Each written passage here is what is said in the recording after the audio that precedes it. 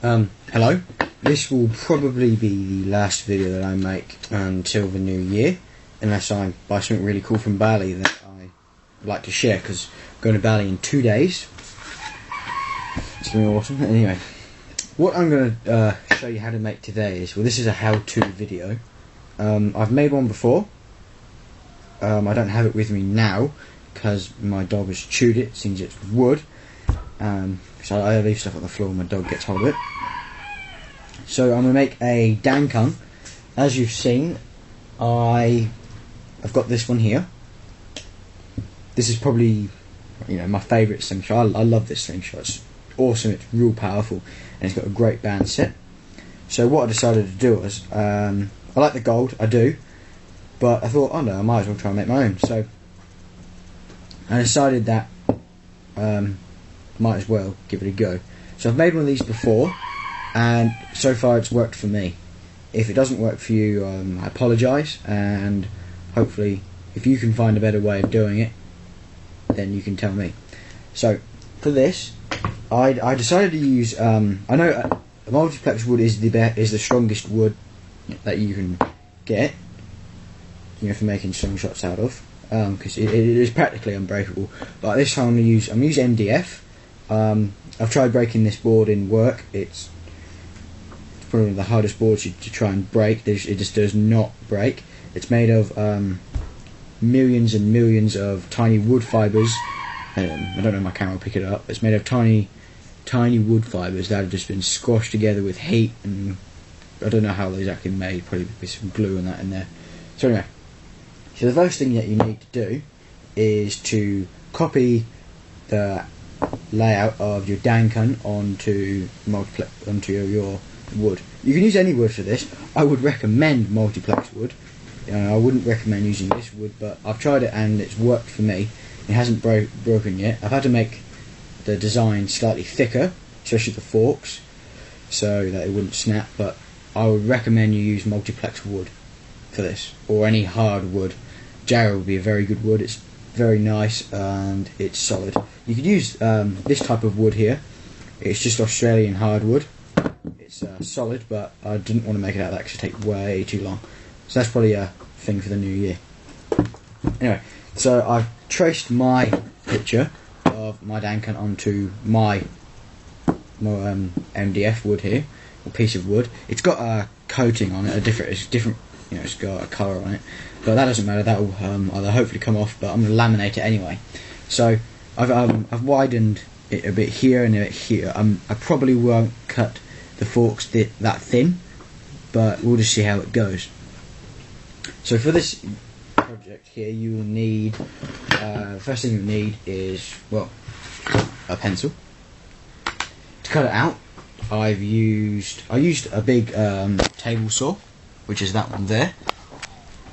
So you can either use that, or you can use the jigsaw. A nice jigsaw here, Akita, good brand.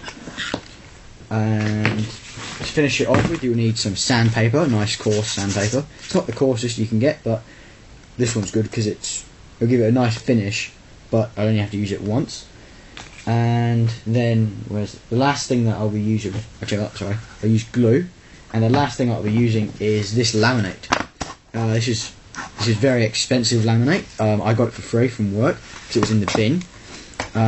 It's a lovely brushed silver look. It's nice and shiny, and they use it to cover bits of wood, mostly MDF, no, chipboard, sorry, not MDF, chipboard, and it looks like that, and then they put edging on it, but not going to put the edging on it.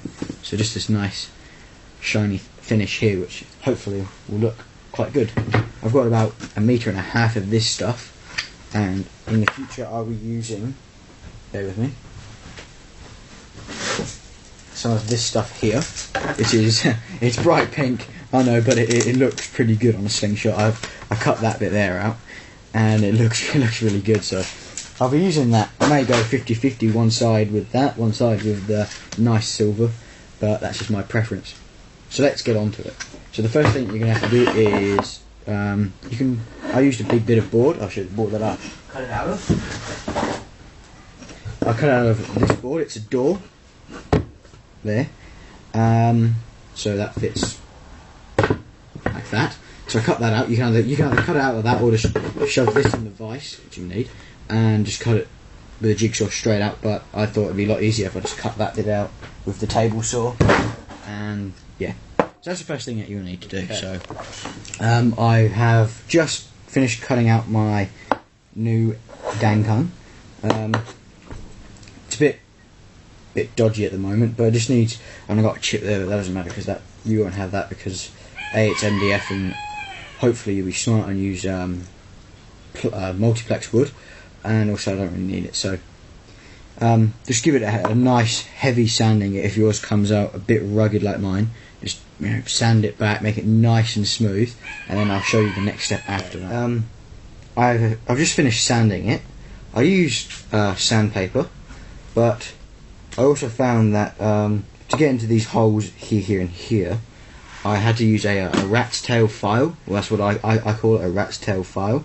It's just basically a normal like the square rectangular files you get, but it's just in the shape of a rat's tail. It's got the same abrasive surface on it, and it's just good for getting in the holes, making them smooth, and the outside areas, because it's quite hard to do it with sandpaper. I also used a drill and a drill bit to make the holes. I used this drill bit. I don't know what size it is. I just grabbed it out of the box of drill bits that I've got. You can use whatever drill bit you want, really, depending on the size that you want. And I just use a normal drill. The other thing that I used that I didn't show you, because I like to get my basic equipment ready, but I always have a look around, just depending on how I'm going, the time and whatnot, and see what else I can find. So I found this, it's a Black & Decker mouse sander. It's a Black & Decker, so that means it's not that good. It's probably the lowest, well, not the lowest, the cheapest and the crappiest mouse sander that you can get. It cost me 50 quid from England, so it was probably worth about $80. I think it's $80 Australian, and probably roughly about the same US now, maybe a little bit off. So yeah, it's quite good. You can change the different sanding pads on it. I got a very basic one with a nice soft one. So yeah, so that's what my dankung looks like once it's been sanded. It's not very even and whatnot, symmetrical, but oh well, you can definitely tell it's handmade. So the next step will be to do is to cut 2 slots here, so that you can attach bands. The next step that you'll need to do is to sand it down completely. Make sure it's nice and smooth, no lumps or anything like that. And before you laminate it, or even put stain, primer and gloss on it, just give it a brush. Make sure there's no lumpy bits of wood on there, or else it will give you lumps and bumps in your laminate, or even your stain and gloss, and it will not look good. So this is the laminate that I'm using. Very expensive stuff. It's about $100 a metre now. No, $100 every half a metre. So I got $400 worth of this stuff, because I measured it and I got 2 metres for free, which is pretty good. So you can either laminate it, or, which I will recommend that you do with natural woods that you have, or even multiplex wood. This multiplex wood looks really nice. Use primer, stain and a clear gloss. It looks really nice on natural woods, especially the stain and the gloss. The primer is just to buffer it. I apologise for all the chicken sounds, because I have a chicken right next to me and a cockerel around here somewhere, so you probably heard him and the chickens in the previous videos. So anyway, get them out of the way, and I'll show you what I'm going to use. Now, you can use PVA glue. It's really good wood glue. It sticks everything nice and tight together, but it takes time. If you use this to laminate your wood together, laminate your laminate onto the wood, or even 2 bits of wood together, leave it for at least 24 hours at least, or else you'll be finding yourself, especially with slingshots, you pull them back on your bands and it will give way. So make sure you use at least half decent PVA glue and leave it for 24 hours.